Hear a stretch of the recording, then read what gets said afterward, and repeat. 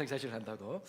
자, 우리 오늘 말씀을 함께 볼 텐데요. 오늘은 제목이 두 가지입니다. 이게 뭐냐면 오늘 우리 전체가 같이 함께 예배드리기 때문에 같은 말이긴 한데 위에는 우리 아이들을 위한 제목이고 그리고 밑에 부분은 우리 장년들을 위한 설교 제목입니다.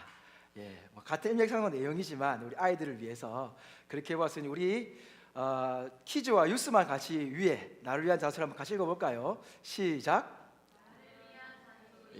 그리고 밑에 부분 우리 어른들이 같이 읽겠습니다. 시작. 그리스도인의 기본 상식.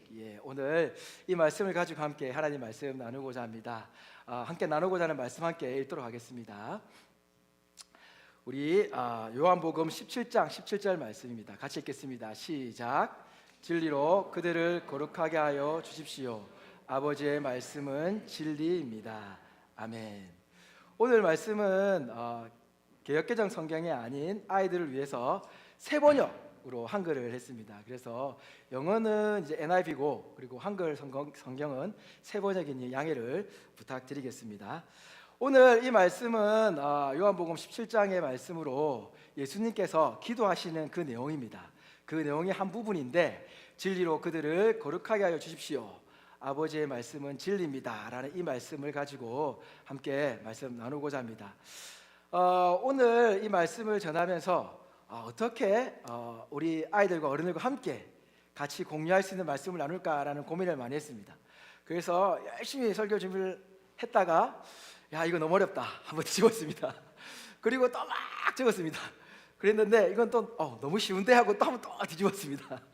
그리고 마지막으로 했는데 모르겠습니다. 하나님의 은혜로 또 잘 진행되리라 믿습니다. 자, 제가 말씀을 준비하면서 요즘에 아이들에게 가장 유명한 이 K-팝이 굉장히 유명하지 않습니까? 그래서 누가 있을까라고 찾아보았습니다. 제가 아는 성까지는 BTS입니다. 근데 군대를 가고 난 뒤에는 그 다음에 누군지 유명한지 모르겠어요. 그래서 구글 검색을 해봤더니 IFPI라고 하는 국제산업음반협회라는 곳이 있더라고요. 거기에서 지난 2월에 2023년 글로벌 아티스트 탑 10을 뽑았어요. 전 세계에 있는 가수 중에서. 그런데 이 탑 10 중에서 아직 넘기면 안 됩니다. 무려 4팀의 아이돌이 우리나라 사람입니다. 솔로 가수도 있고 뭐 좀 나이 든 사람도 있고 여러 가지 열분수 있는데 대한민국의 가수만 아이돌이에요. 이렇게 그룹이에요. 4팀이 선정됐어요. 그래서 1위가 오면은 그 여자 가수인데 저는 누군지 모르겠어요. 보니까 테일러 스위프트라고 하는 여자 가수고 2위가 누구냐면 세븐틴. 사진 보여주세요. 세븐틴입니다. 그 유튜브 방송 보시는 분 죄송합니다. 이게 저작권 때문에 유튜브 방송이 안 나갑니다. 그래 이 세븐틴이라는 그룹이 있는데 이 그룹이 2위를 했다는 거예요. 그리고 4개 팀인데 제가 3개 팀을 모르겠는데 어찌됐든 4개 팀이 나왔어요. 세븐틴이라는 팀이 2위를 했다는 거예요. 그런데 그러면은 이 지금 조사한 기관이 어떤 곳인지 하고 찾아봤더니 여기 굉장히 그 객관적인 평가를 하는 곳이더라고요. 음반 판매량, 음반 디지털 음원 다운로드 그리고 오디오 및 비디오 스트리밍을 모든 걸 계산해가지고 뽑은 거예요. 그러니까 객관적인 지표 아래 대한민국의 세븐틴이라는 그룹이 탑2를 했다는 거예요. 대단하지 않습니까, 여러분? 그런데 이 문화뿐만 아니라 지금 뭐 K 문화 자체가 너무나 활성화되고 있죠. 그런데 여기에서 제가 그래서 궁금했습니다. 왜 이렇게 아이돌이 전 세계적으로 유명해졌을까라고 생각을 해봤어요. 그랬더니 제가 한국에서 유스 사역을 할 때 그때 아이돌을 잘 몰랐는데 엄청나게 인기를 끌었던 그룹이 있었습니다. 그게 누구였냐면은 빅뱅이라는 그룹이었어요. 사진 한번 넘겨주실래요? 이 빅뱅이라는 그룹인데 이 그룹을 저는 그때는 잘 몰랐어요. 왜냐하면 그때는 제가 좋아하는 아이돌이 있었는데 제가 그 당시에는 살짝 결혼에 미쳐 있었습니다. 그래서 제가 좋아하는 그녀가 제 아이돌이죠. 왜 제가 결혼해야 되니까. 그래서 제가 그 여자를 잡았습니다. 오지민입니다. 그래서 제가 그 여자와 결혼에 꼴을 냈습니다. 그런데 저는 그런 오지민이라는 사람한테 아이돌에 미쳐 있었는데 우리 청소년 아이들은 이 친구들한테 미쳐 있는 거예요. 난리가 난 거예요. 그런데 놀랍게도 이 친구들을 제가 알기 위해서 도대체 왜일까라고 했는데 때마침 이때 나온 게 한 번 더 넘겨주실래요? 이 그룹에 이 친구들의 자서전이 나온 거예요. 세상에 너를 소리쳐라고 하는. 그래서 제가 교보문고 가서 이 책을 샀어요. 열심히 읽었습니다. 깜짝 놀랐습니다. 사실 제가 이 책을 정말 무시했어요. 어떻게 아이돌이 책을 내? 그것도 이 나이에 자서전을 낸다고? 저는 인기에 힘입은 정말 쓸데없는 책을 생각했지만 그래도 설교를 해야 되고 아이들을 위해서 내가 알 길이 없으니 책이라도 봐야겠다 싶어서 책을 샀어요. 그래도 돈이 아깝지 않았습니다. 왜냐하면 이 책을 읽으면서 아이돌에 대한 생각이 완전히 바뀌어버렸습니다. 그 YG 그룹이잖아요. 이 친구들이 학교 공부를 그대로 해야 돼요. 그리고 성적이 떨어지면 안 된대요. 떨어졌는지 모르겠지만. 그리고 외국어 공부를 해야 된대요. 일주일에 한 번씩 작곡을 해야 된대요. 이거를 다 소화하려면 잠잘 시간이 없는 거죠. 스트레스가 엄청 많은 거죠. 이런 연습생의 시절을 거치면서 나온 게 빅뱅이라는 거예요. 저는 아주 단순하게 이야기를 했지만 이 책을 읽어보면은 한 사람 한 사람 다 이 5명의 사람이 엄청난 노력을 했더라고요. 저는 그래서 이 책을 읽으면서 깜짝 놀랐습니다. 그래서 제가 이 당시 때에 도대체 그러면 대한민국에 이런 아이돌이 나오기 위해서 이런 엄청난 일이 지금 벌어지고 있는데 아이돌 시스템에 대해서 막 찾아봤어요. 검색을 하고. 그리고 제가 아이돌의 히스토리에 대해서 찾아봤습니다. 그럴 때 이 아이돌의 히스토리의 원조가 누구냐? 다시 한번 사진 넘겨주시겠어요? 아주 오래됐습니다. 아무도 잘 모르실 거예요. 보면. 왜냐하면 우리나라 최초의 아이돌의 데뷔 나이가 그 당시의 한국 나이로 8살, 지금 만으로 하죠. 6살이에요. 누구냐면 하추나라고 하는 아이돌의 시초입니다. 6살에 데뷔를 해서 데뷔가 62주년 62년. 지금 데뷔한 지 62년 됐는데 나이가 몇 살입니까? 그러면 68세세요. 연세가 대단한 거죠. 그런데 이분을 제가 조사하면서 알게 된 게 있어요. 뭐냐면 이분의 앨범 수가 거의 140장 정도 된답니다. 제가 그 당시에 조사할 때는 136장. 그래서 제가 설교 준비 다 조사해봤더니 그 뒤로는 장수가 안 나오더라고요. 그리고 한 2,500곡 정도 불렀대요. 어린 친구들도 알는지 모르겠는데 영감 왜 불러? 잘했군 잘해. 미안해요 애들. 자, 이 노래를 17살 때 불렀다고 그래요. 하춘아 씨가. 저도 조사하면서 알았어요. 이 노래가 이 하춘아 씨 노래인지를. 그때 이 노래를 부를 때 자기 아버지와 비슷한 나이의 가수가 불러서 울면서 불렀대요. 이 뭘 파트너가 될 수 없는 나이니까. 그리고 이 하춘아 씨를 조사하다 보니까 뭘 알게 됐냐면 이 하춘아 씨가 이 아기 때부터 가수 생활하면서 롱런을 했잖아요. 힘든 일이잖아요. 그런데 롱런을 하면서 2011년도에 이 조사를 해보니 하춘아 씨가 기부한 금액이 200억이 넘었대요. 2011년도에. 그리고 2021년도에는 연예인 대상으로 가장 많이 기부한 연예인을 뽑으니 이 하춘아 씨가 1등이라는 겁니다. 그러면서 인터뷰하는 기자가 물었습니다. 하춘아 씨에게 이렇게 물었어요. 도대체 이렇게 많은 금액을 어떻게 기부할 수 있게 되었습니까? 라고 물어보니까 이렇게 얘기를 했어요. 뭐라고 얘기했냐면은 저는 연예인을 하면서 이 돈은 저를 위해서 번 돈이라고 생각해 본 적이 없어요. 이 돈은 나누기 위해서 쓰라고 생긴 돈이고 앞으로도 노래와 함께 봉사하는 삶을 살겠다는 다짐을 변치 않고 하고 있습니다. 라고 고백을 했다는 겁니다. 그러면서 또 기자가 물었습니다. 그러면 어떻게 해서 이런 삶을 살 수가 있었습니까? 아니 살 수 있습니까? 라고 물었더니 하춘아 씨의 대답이 이렇게 말합니다. 그 이유가 뭐냐면 아버지예요. 본인이 데뷔를 했을 때 아버지가 매니저를 했다는 거예요. 그래서 이 아버지가 언제나 자신에게 올바른 조언으로 자신이 거만해지지 않도록 쓴소리를 아끼지 않으셨다고 합니다. 그러면서 대중예술인, 그 당시에는 사실 속된 말로 딴따라라고 부르면 안 좋은 말이 많았던 시절이에요. 그런데 아버지는 딸에게 너는 대중예술인이야 라고 말을 하면서 대중예술인의 위상을 높이기 위해서라도 늘 소외된 곳에서 사랑을 전하는 가수가 되어야 한다는 말을 끊임없이 했다는 겁니다. 그리고 8살 당시 때에 데뷔를 했을 때부터 아버지가 옆에 계셨기 때문에 조그마한 일 하나하나 간섭을 했다라는 거예요.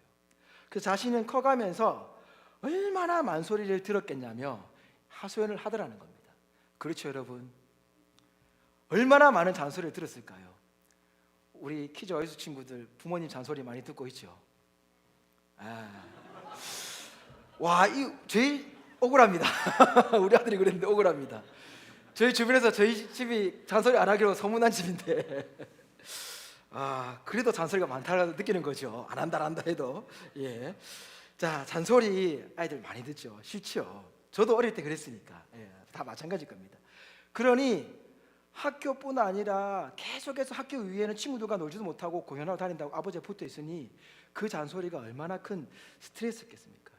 그런데 또 이렇게 얘기합니다. 자기가 사춘기 시절에도 또 청년이 되어서도 주변에 멋있는 연예인을 만나도 그 만나와 좀 이렇게 요즘 같은 썸 탄다, 플러팅 같은 일이 생기면 할 수가 없대요. 아버지가 바로 칼 차단입니다. 전혀 그런 추억을 느낄 수가 없는 그런 시절을 보냈다라고 해요. 그렇게 했는데 그녀가 이렇게 얘기합니다. 그런데 지금은 자신의 아버지를 가르쳐서 뭐라고 얘기하냐면 아버지는 내가 가슴으로 배운 교과서이다. 즉 삶을 이렇게 살게 만들어준 그 원인이 아버지에게 있다라고 이야기하는 겁니다. 결국 뭐예요? 내가 너무 듣기 싫었던 그 잔소리 때문에 자신이 이러한 가치의 삶을 살 수가 있다는 거죠.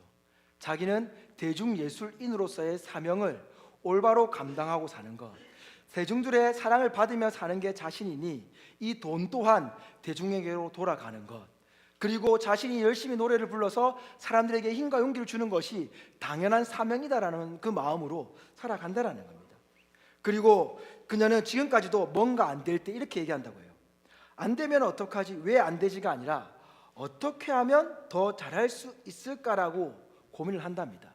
이러한 생각을 할 수 있는 것마저도 아버지로부터 이어받았다라고 이야기합니다. 사랑하는 여러분, 화면을 좀 다시 넘겨주시면은 이렇게 어릴 때부터 나를 위한 잔소리인 줄 알 수도 있고 또는 나를 위한 잔소리인 줄 모르고 그냥 나에게 짜증을 내는 소리라고 할 수 있는 느낌을 받을 수도 있습니다. 그런데 이러한 시간들이 지나고 나서 어떻습니까? 지나고 나면 깨달음이라는 것이 생기죠. 지금 부모님도 그렇지 않습니까? 우리 아이들에게 잔소리를 똑같이 합니다. 내가 들었던 것처럼. 그리고 우리 아이들은 똑같이 내가 어렸을 때처럼 그 잔소리에 대한 어떠한 느낌을 가지고 있을 줄 압니다. 그럼에도 불구하고 안 해야지 하면서도 나오게 되는 거예요. 우리 청년들도 마찬가지일 거예요. 부모님의 잔소리 어릴 때부터 들어서 이제 청년이 되면서 그래도 그 잔소리가 있었으니까 라고 생각하지만 지금 또 가끔 듣게 되는 부모님의 잔소리가 좋을 수 없지요. 싫지요. 저도 그랬으니까요. 저도 자취 생활할 때에 청년 때에 엄마 아빠 보고 싶다 해서 오랜만에 집에 가면 그 잔소리를 이제 이겨낼 수 있을 거라 생각했는데 또 한판 붙습니다. 그게 현실이죠. 그런데 어떻습니까? 지나고 나면 그 잔소리가 그래서 이랬구나라고 깨닫는 게 우리의 인생인 겁니다. 오늘 우리가 읽었던 말씀 다시 한번 보여주실래요? 이 말씀이 바로 이러한 느낌을 주는 말씀이 아닌가. 오늘 예수님의 기도가 바로 이러한 느낌을 받게 하는 그런 기도가 아닌가 싶습니다. 여러분, 예수님이 오늘 뭐라고 기도하십니까? 다시 한번 읽어볼까요? 같이 읽겠습니다. 시작.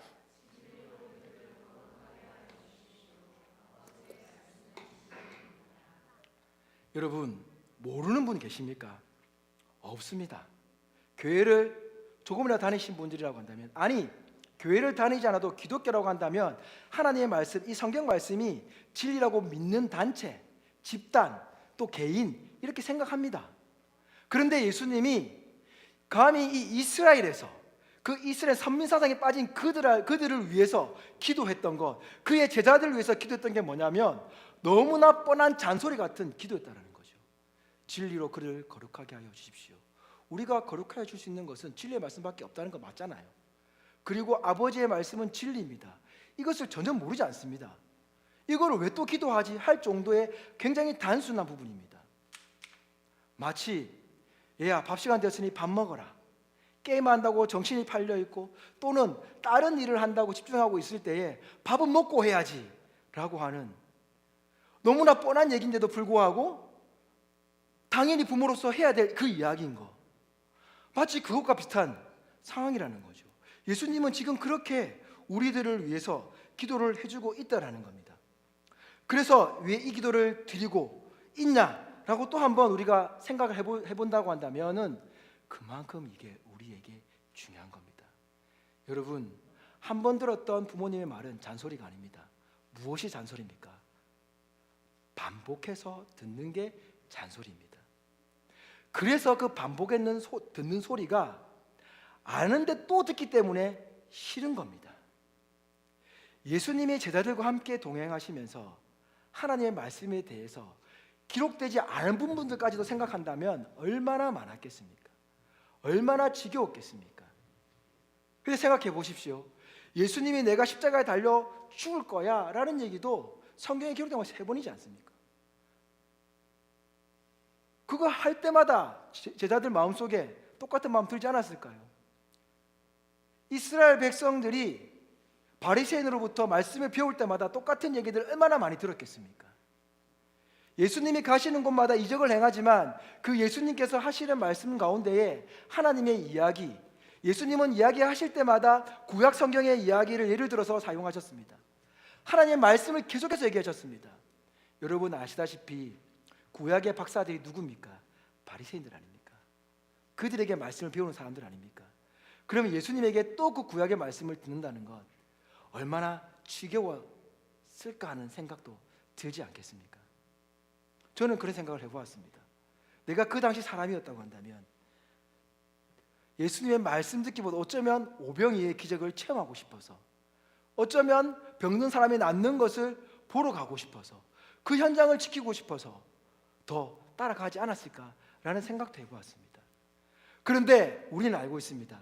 예수님이 행하셨던 그 모든 기적들은 다 이 진리의 말씀인 하나님의 말씀을 온전히 가르치기 위한 하나의 방편이었다는 거죠. 그것이 진리가 아니었다는 거죠. 기적이 목적이 아니라 그 기적을 통한 하나님의 말씀이 목적이었다는 겁니다. 우리의 잔소리는 뭡니까? 부모님이 아이들에게 하는 잔소리는 뭡니까? 나는 그 지긋지긋한 이야기를 듣고 싶지 않은데 끝까지 들어야 하는 이유는 무엇입니까? 그것이 그 듣는 사람을 위한 길이기 때문입니다. 여러분, 세상에 이런 말 있지 않습니까? 반복은 기적을 낳는다. 그렇죠. 부모님의 잔소리는 여러분을 기적으로 만듭니다. 저는 그렇게 생각합니다. 왜인 줄 아십니까? 실제로 캐네디언들이 한 이야기입니다. 캐네디언 사회에서. 그리고 한국 부모님들이 하는 얘기입니다. 뭐냐면 이거는 아이들이 경험한 데서 저한테 들려준 얘기입니다. 청년들이 예전에. 뭐냐면 한국의 아이들이 이 땅에서 마약의 문화에 덜 물드는 이유는 부모님의 간섭 때문이라고 이야기를 했습니다. 자기 친구 캐네디언 친구들도 그 이야기를 한국인 친구들과 함께 했다고 하는 겁니다. 그 얘기를 청년들이 저한테 해줬던 거예요. 뭐냐면 크리스찬 부모님들, 특히 믿는 친구들은 부모님의 간섭이 유독 심하대요. 왜냐하면 공부 플러스 신앙까지 잔소리를 하니까. 그런데 그 잔소리 때문에 실제로 마리아나가 불법일 당시 때에 마리아나를 했던 그 친구가 고백을 했습니다. 부모님의 기도와 잔소리가 아니었으면 저는 마리아나에서 마약으로 넘어갔을 거예요. 이게 잔소리의 위력이고 기적이지 않습니까? 실제로 헤스팅 거리에 선교를 간 적이 있었습니다. 봉사를 간 적이 있었습니다. 그때 한 청년이 저에게 다가와서 이렇게 얘기했습니다. 저기 보이는 백인 청년이 자기 세컨드리 때 친구였다는 거죠. 정말 친했던 친구였다고 합니다. 만약 그 친구가 교회를 다니지 않고 부모님이 함께 하지 않았다면 어떻게 됐을까? 라는 생각을 해보게 됐다는 거죠. 여러분, 예수님이 왜 자신의 능력이 있음에도 불구하고 이 땅에 오셔서 하나님만 말씀을 가지고 구약 성경에 기록된 그 말씀만을 가지고 사람들에게 다가가셨을까요? 왜 그 시대에 굉장히 센세이션한 그런 이야기들을 해도 영향이 있음에도 불구하고 자신의 모든 능력을 배제한 채 하나님의 말씀으로만 사람들에게 다가갔을까요? 그리고 그들을 위한 처절했던 그 기도 속에서도 오늘의 말씀처럼 이러한 기도를 간절하게 드렸을까요? 그 이유가 어디 있을까요, 여러분? 다음 말씀 한번 보실래요? 같이 한번 읽어볼까요? 읽겠습니다. 시작. 예, 하나님이 이런 분이시기 때문입니다. 세상의 지식은 창조를 배제합니다. 아예 창조를 무시합니다. 창조를 무시한다는 것, 배제한다는 것은 하나님의 존재 자체를 염두에 두지 않는다는 겁니다. 그런데 예수님은 우리들에게 분명히 말씀하십니다. 하나님은 진리시다. 그런데 성경의 첫 구절이 무엇이냐면 태초의 하나님, 여기서 태초라는 것은 이미 이 세상이 생겨지기 전, 나타나기 전, 즉 하나님께서 창조하시기 전의 시간을 이야기하는 겁니다. 우리는 시간이라고 표현할 수밖에 없지만 하나님의 시간은 없지요. 하나님은 영원한 존재이기 때문에 우리의 지식의 한계로서 시간으로 표현하는 거지 우리의 시간이 나타나기 이전에부터 있었던 분을 지칭하는 겁니다. 그 태초의 하나님이 시간을 있게 만드는, 이 세상을 있게 만드는 세상을 창조하셨다라고 이야기를 합니다. 이 이야기를 모르는 사람은 없습니다. 그런데 이 이야기를 진실로 믿고 진리로 믿고 따르고 안 따르냐는 내 삶의 모든 영역에서 영향을 미치게 됩니다. 그래서 예수님은 말씀하십니다. 하나님은 진리시다. 하나님을 배제하고서 우리의 생각, 우리의 행동은 결코 진리로 나아갈 수 없다라는 겁니다. 여러분, 한 번 더 말씀을 볼까요? 에베소서 말씀을 볼 텐데요. 11절과 12절은 제가 읽어드릴 테니 13절과 14절, 15절 청년들 읽어주시고 본인을 위해서, 부모님들은 본인과 자녀를 위해서 읽어주십시오. 11절과 12절은 제가 읽겠습니다. 그분이 어떤 사람은 사도로, 어떤 사람은 예언자로, 어떤 사람은 복음 전도자로, 또 어떤 사람은 목사와 교사로 삼으셨습니다. 그것은 성도들을 준비시켜서 봉사 일을 하고 그리스도의 몸을 세우게 하려고 하는 것입니다. 자, 13절부터 같이 읽어주십시오. 시작.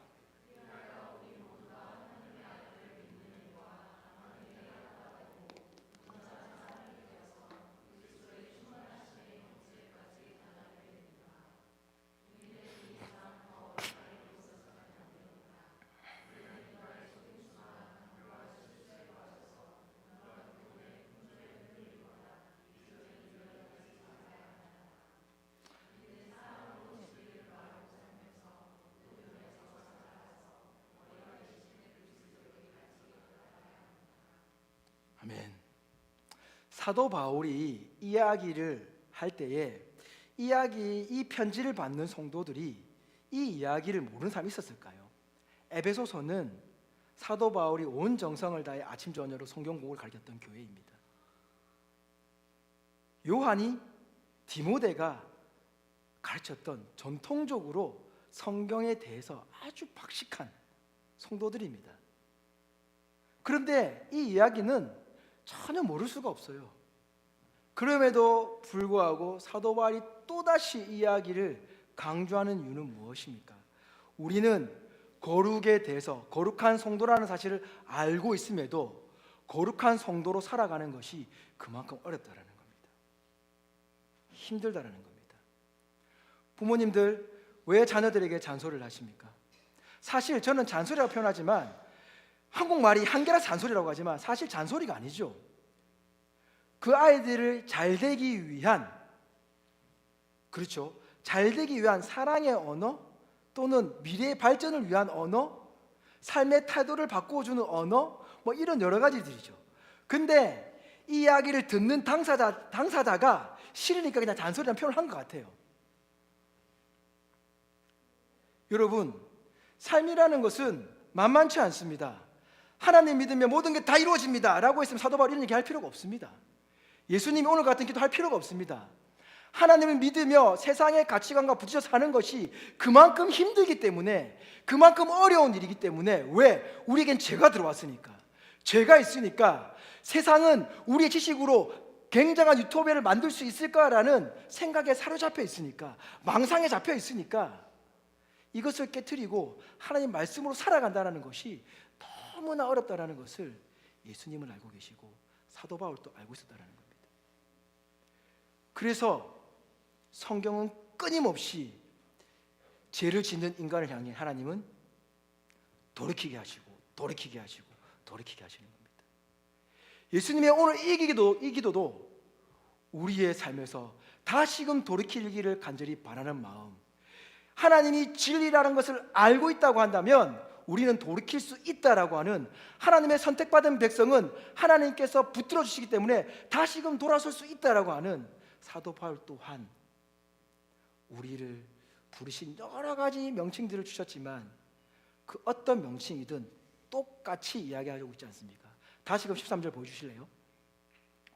13절을 보시면은 우리 모두가 하나님을 믿는 일과 아는 일에 하나가 되고 진리죠.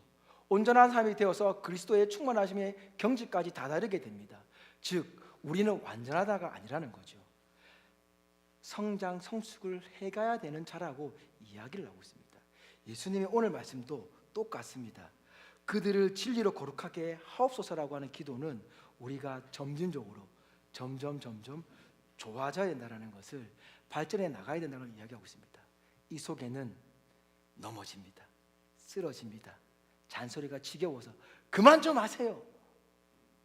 내가 사춘기 때 부모님과, 커서도 부모님과 한바탕 했던 그 모습처럼 하나님 얼마나 살기 힘든 줄 아십니까? 내가 하나님 믿는다고 또 실패했습니다. 또 쓰러졌습니다. 진급할 수 있는 기회를 놓쳤습니다.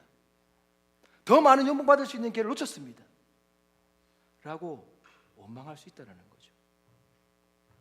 세상 속에서 우리는 그럴 수 있습니다. 그런데 그 원망을 다시금 바꾸어서 이래서 하나님 나를 붙드셨군요 라고 하는 그 길로 돌아서게 만드는 게 진리이신 하나님을 믿는 우리의 삶이라는 겁니다. 여러분, 말씀 마무리하겠습니다. 다음 한번, 자꾸 이렇게 넘어가시면 안 되는데요.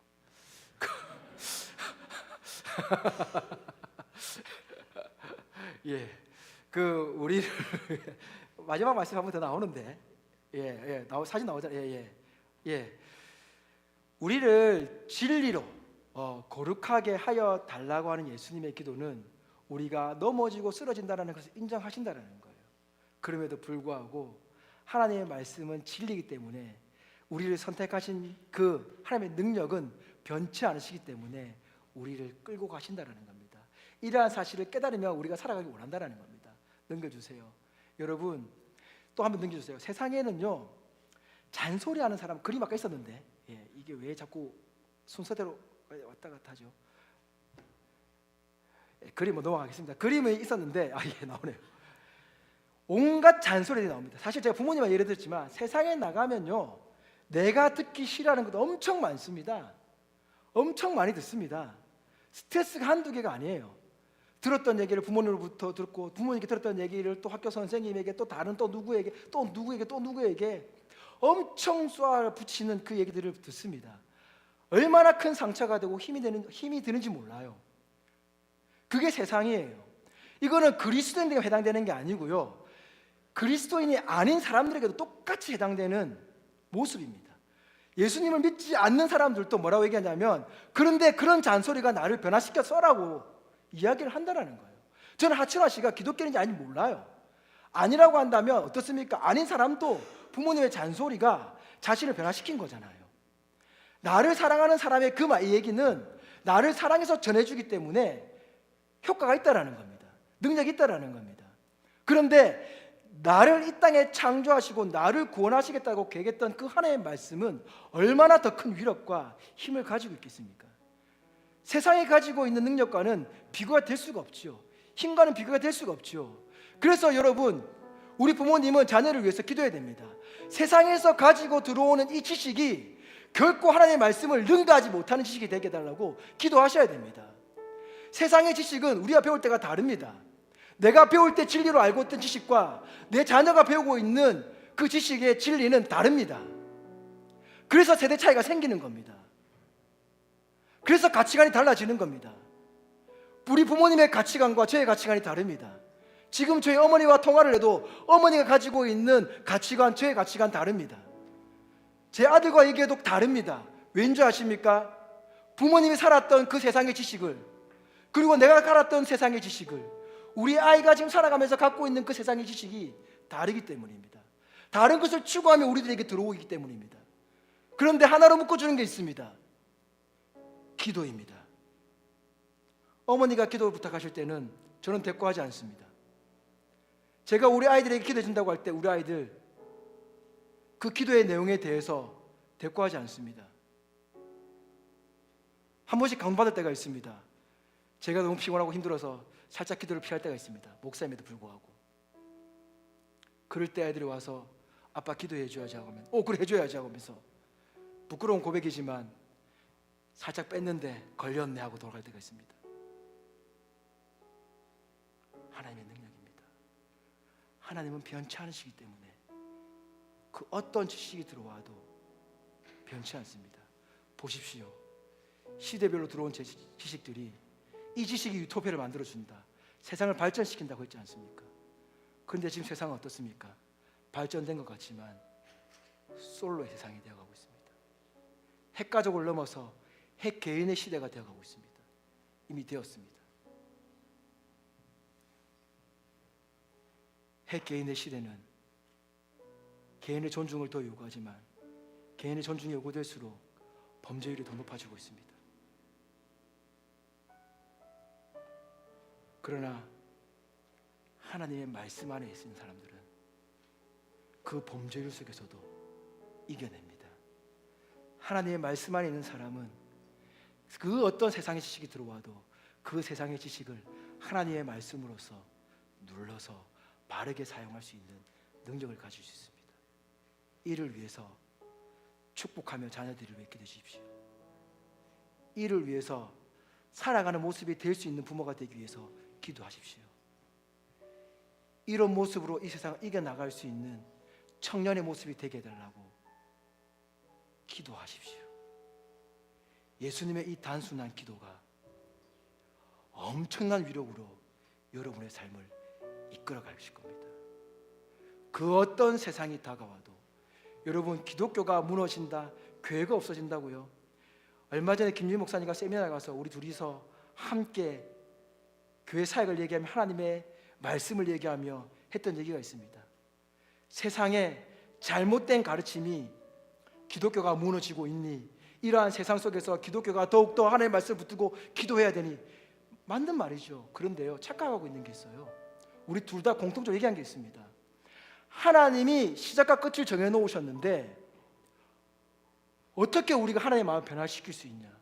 우리의 기도는 하나님을 변화시키는 능력이 있는 것이 아니라 우리의 기도는 하나님께서 이끌어 가신다는 그 확신에 찬 놀라운 능력 속에서, 하나님의 그 선하신 일하심 속에서 우리가 변치 않고 흔들리지 않고 살아갈 수 있는 힘을 누릴 수 있는 것이라는 겁니다. 여러분, 세상에 교회가 사라진다고 하나님 믿는 우리가 무너지는 게 아닙니다. 성경에 기록되어 있어요. 주님이 오실 날이 가까울수록 세상은 이렇게 된다라고 이야기하고 있습니다. 말씀대로 흘러가고 있는 겁니다. 그 속에서 우리는 선택받아 하나님의 말씀으로 살아가고 있는 겁니다. 교회가 사라지고 있습니까? 목회자가 무너지고 있습니까? 걱정하지 마십시오.